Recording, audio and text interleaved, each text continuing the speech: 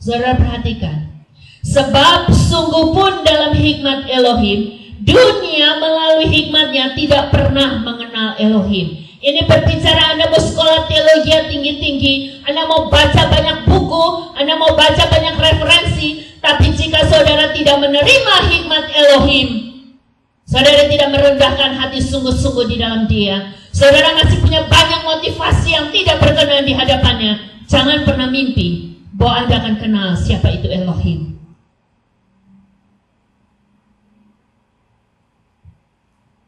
Ayat 21 mengatakan, Elohim telah berkenan untuk menyelamatkan mereka yang percaya melalui kebodohan pemberitaan.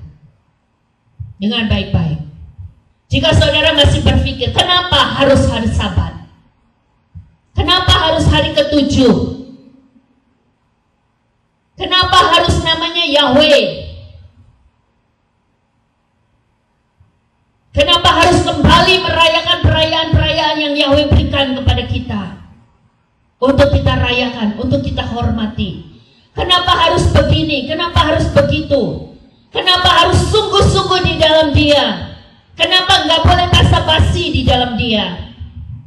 Saudara, orang sudah sangat banyak merasa pintar, saudara. Oh, kalau pemberitaan firman itu nggak pakai etiket, nggak pakai cara yang bisa enak didengar telinga. Oh, gimana orang mau dengar?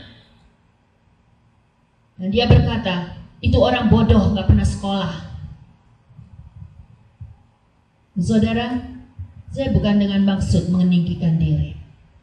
Saya sekolah hukum, saudara, master di universitas yang paling bagus di Indonesia. Saya sekolah juga pengembangan kepribadian John Robert Power.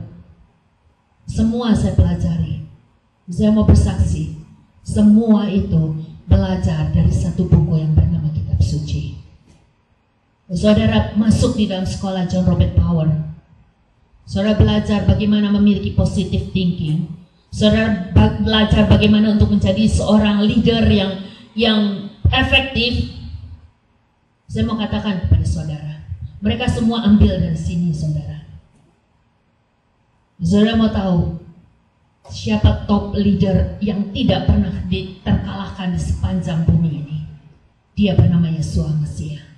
Dia adalah Yahweh sendiri. Dia adalah top leader yang luar biasa di antara segala leader yang ada. Dia berkata, barang siapa yang menjadi besar, barang siapa yang menjadi pemimpin, dia harus belajar untuk bagaimana melayani. Ini berbicara tentang apa, saudara? Kita nggak akan pernah bisa memimpin banyak orang kalau kita tidak mau diajar untuk menjadi pemimpin. Untuk menjadi pemimpin itu, saudara, kadang-kadang kita harus menjadi orang yang tidak ada apa-apanya, saudara. Tetapi bukan berarti kita lumpuh. Justru di dalam ketidak ada apa-apanya, kita sedang mengajar orang yang kita pimpin. Beginilah seharusnya kamu dapat memimpin. Kalau seorang bapak, seorang ibu tidak mau belajar untuk bagaimana mencuci kamar mandi, bagaimana dia mau mengajar anaknya untuk bisa cuci kamar mandi? Itu yang Yahweh sudah teladankan di kayu salib. Dia berkata, bagaimana kita dapat mengajar orang lain untuk mengasihi, untuk mengampuni, jika dia tidak lebih dulu mengajar bagaimana dia mati di kayu salib. Sebabnya segala sesuatu yang dia ajarkan pada umatnya, jika itu tidak diterima dengan pengudusan di dalam roh, maka setiap manusia tidak akan mampu untuk menerima pengajarannya. Setiap manusia akan berpikir terlalu bodoh untuk mengakui bahwa Tuhan mati di kayu salib. Terlalu bodoh untuk mengakui bahwa jika kita ditampar pipi kirinya lalu kita memberikan pipi kanannya. Ini berbicara tentang apa, saudara? Bukan cuma sekedar tentang kebodohan yang harafiah, saudara. Bukan tentang tanpa alasan kita ditampar lalu kita berikan pipi kanan. Ini berbicara tentang bagaimana kita harus mengampuni tanpa batas jika itu yang Dia kehendaki dalam hidup kita. Haleluya saudara. Mari kita baca selanjutnya.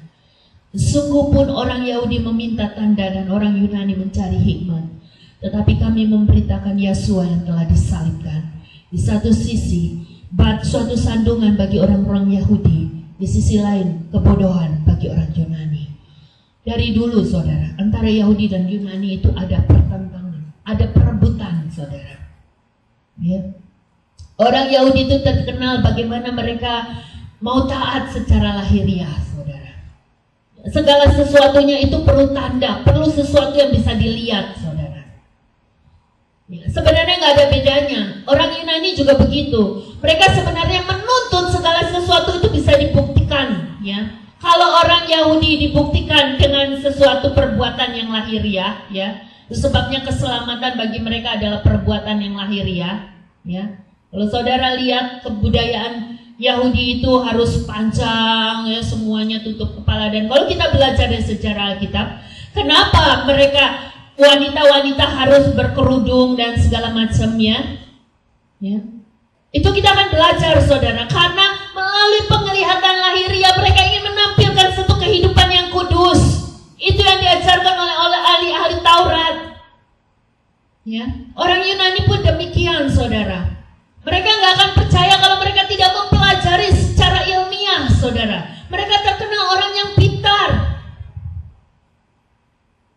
Tapi Yesua, Tuhan kita, justru mengambil cara yang sangat berbeda dengan keduanya. Kita diajar di dalam pengajaran roh. Saya nggak antipati saudara. Saudara harus berpakaian rapi, tidak mengundang batu sandungan buat orang lain, itu bagus. Jangan hakimi orang lain hanya dari cara dia berpakaian. Kita harus mampu memiliki hikmat roh, sampai kita bisa menerima orang lain, kita bisa mengasihi orang lain, dengan tidak sekedar melihat bagaimana dia caranya berpakaian. Kita bisa mengasihi orang lain di dalam roh, saudara. Sekalipun mungkin cara berpakaian tidak berkenan dengan kita, tapi kita bisa menerima mereka dengan penuh kasih. Karena kita mengenal dari roh kepada roh. Demikian juga dengan apa yang ditampilkan oleh orang Yunani. Yahweh mengambil cara yang berbeda. Ada banyak orang nampaknya mereka tidak punya pengajaran yang cukup, saudara. Tapi bukan berarti Yahweh tidak sanggup mengajar mereka. Pengajaran mereka lebih pandai, saudara. Lebih berhikmat dari apa yang manusia bisa ajarkan.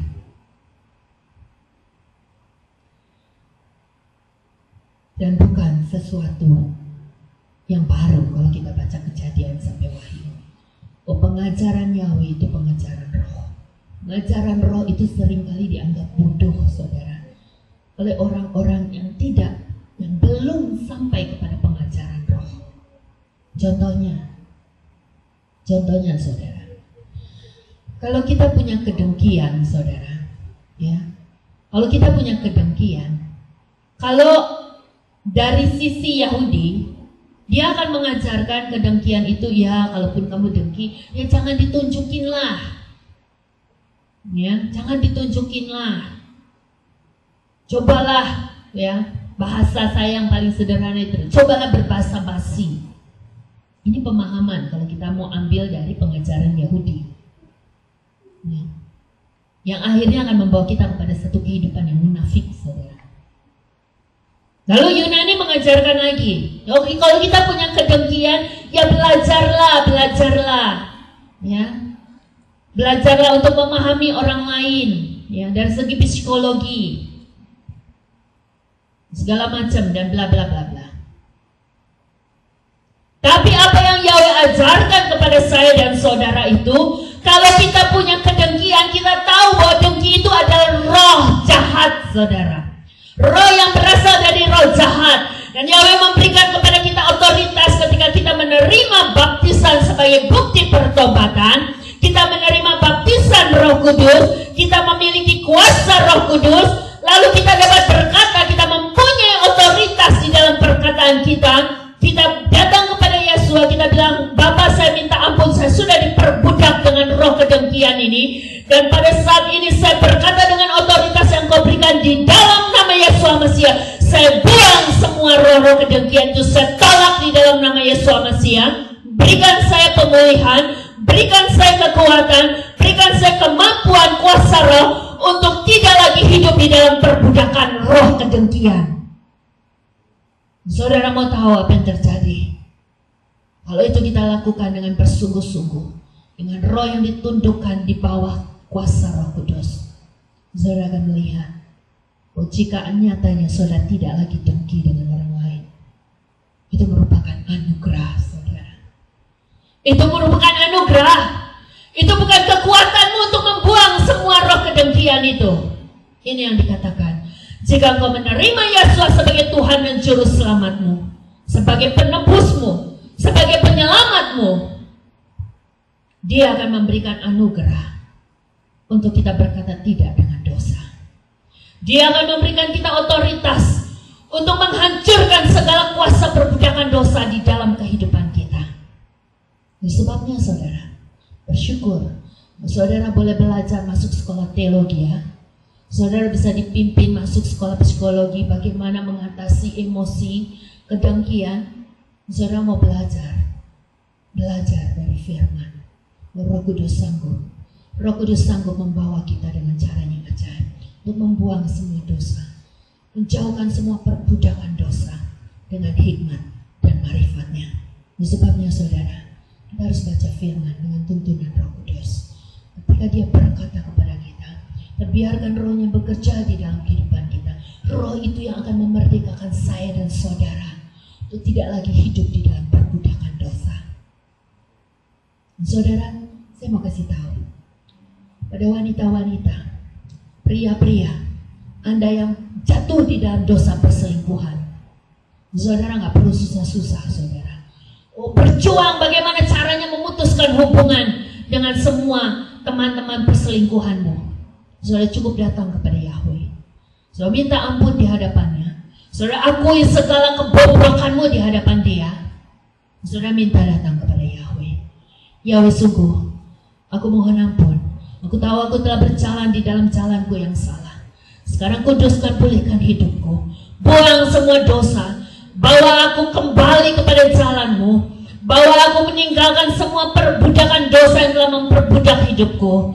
Bawa aku kembali kepada istriku, kepada suamiku, kepada keluargaku, kepada anak-anakku.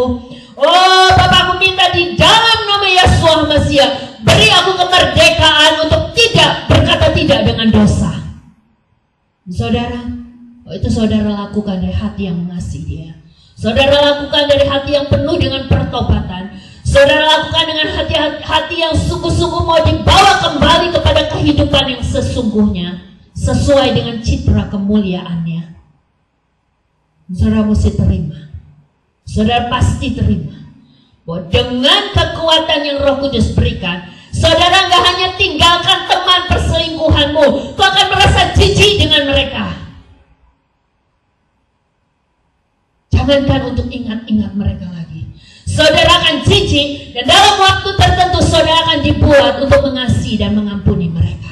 Karena mereka telah dipakai oleh setan untuk membawa engkau jauh dari rencananya. Tidak hanya masalah perselingkuhan di antara manusia, saudara.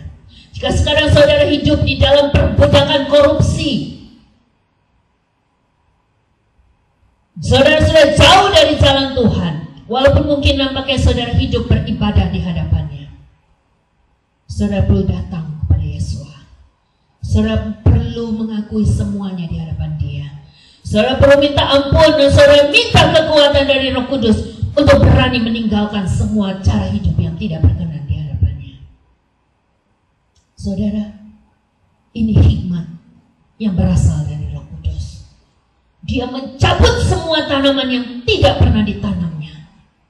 Segala ilalang, segala kepalsuan, segala semu, segala kehidupan yang penuh dengan basa-basi, Dia akan gantikan jadi tanaman-tanaman yang sesungguhnya.